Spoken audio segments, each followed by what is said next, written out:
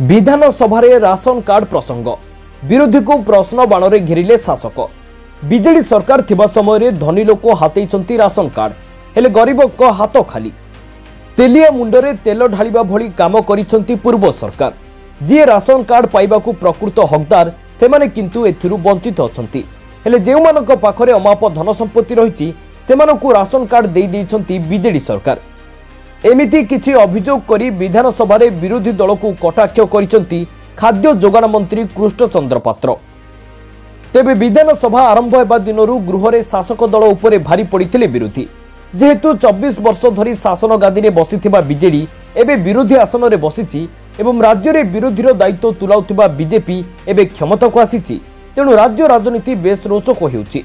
गृह रे योजनार ना परिवर्तन को नहीं शासक उपरे विरोधी भारी पड़ुथिबा बेले एबे किंतु गृह रे बाजी पलटि जाइछि। पूर्व सरकार थिबा बेले राशन कार्ड को नहीं होइथिबा घोटाला उपरे टार्गेट करिसंती मंत्री।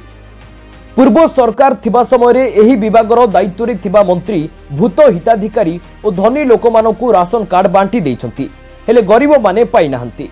हेले नुआ सरकार एहा उपरे निश्चित पदक्षेप नेबे एवं जेउ माने राशन कार्ड पाइबाकू हकदार सेमानकू कार्ड मिलिबो आ जेउ माने घोटाला करी कार्ड पाइछंती सेमानको कार्ड कटि जिवो।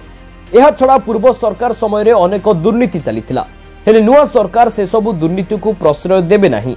आ जेउ माने दुर्नीति करुथिबार जणा पड़िबो तांको उपरे कठोर कार्यानुष्ठान निया जिवो बोली विधानसभा रे विरोधी को टार्गेट करी कहिसंती मंत्री कृष्णचंद्र पात्र। ब्यूरो रिपोर्ट दिनाक टीवी।